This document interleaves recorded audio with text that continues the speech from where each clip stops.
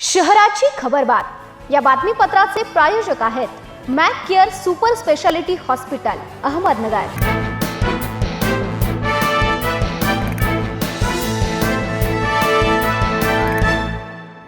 प्रेक्षको नमस्कार, मी दिशा। न्यूज 24 सह्याद्रीमध्ये तुमचे स्वागत। पाहूया अहिल्यानगर शहरातील महत्त्वपूर्ण बातम्यांचा आढावा शहराची खबरबातमध्ये। नागरदवळे परिसरातून चारचाकीतून जात असताना रस्त्यात अडवून एकास मारहाण केल्याची घटना काल दुपारी 1 वाजेच्या सुमारास घडली। शेखर बापूराव दरवडे असे मारहाण झालेल्या व्यक्तीचे नाव आहे। त्यांनी दिलेल्या फिर्यादीवरून प्रतिम धाडगे व इतर 4 जणांविरुद्ध भिंगार कॅम्प पोलीस ठाण्यात गुन्हा दाखल करण्यात आला आहे। फिर्यादी त्यांच्या चारचाकीमधून जात होते त्यावेळी आरोपीने दुचाकी आडवी उभी करून फिर्यादीला चारचाकीतून ओढून मारहाण केली, तसेच त्याच्या गळ्यातील सोन्याची साखळी हिसकावून घेऊन गेलात असे फिर्यादीत म्हटले आहे।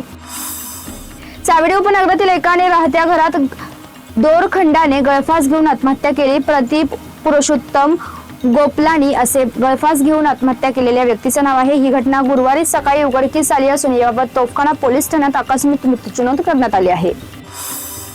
कामरगाव पिंपळगाव कवडा रस्त्यावर वाहन का लावले अशी विचारणा करत एकाला हॉकी स्टिकने मारहाण करण्यात आली। ही घटना सोमवारी रात्री 10 वाजच्या सुमारास घडली।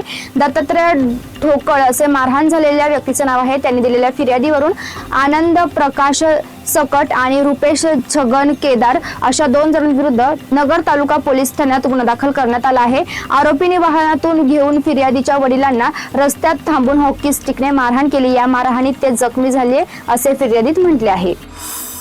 शहर पोलिसांनी गेल्या काही दिवसांपासून गांजा पिणाऱ्यांविरोधात मोहीम उघडली आहे।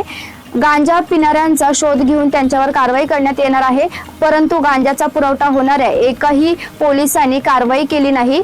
त्यामुळे पिणाऱ्यांवर कारवाई पुरवठा करणाऱ्यांचे काय असा प्रश्न उपस्थित होत आहे। तोफखाना पोलिसांनी जुने आरटीओ कार्यालय परिसरात छापा टाकत गांजा पिणाऱ्या 4 जणांना ताब्यात घेऊन त्याच्या विरोधात गुन्हा दाखल करण्यात आला आहे। यापूर्वी शहर पोलिसांनी ठिकठिकाणी छापे टाकत गांजा पिणाऱ्या 25 जणांवर कारवाई केली आहे। शहराला पाणी पुरवठा करणारा शहर पाणी पुरवठा योजनेवरील विविध उपसा केंद्रांवरील वीज पुरवठा मागील महिन्यांपासून सातत्याने खंडित होत असल्याने शहराचा संपूर्ण पाणी पुरवठा मोठ्या प्रमाणावर विस्कळीत झाला आहे। 1 एप्रिल 2024 पासून आतापर्यंत तब्बल 31 वेळा वीज पुरवठा खंडित झाल्याची नोंद। या वारंवार होणाऱ्या खंडित वीज पुरवठ्यामुळे शहरातील पाणी वितरणाच्या टाक्या वेळेत भरता येत नाहीत, त्यामुळे नियमित पाणी पुरवठा करण्यात अडथळे निर्माण होत आहे। शहराच्या खबरबातमध्ये आपण इथेच थांबतोय, मात्र तुम्ही पाहत राहा न्यूज 24 सह्याद्री।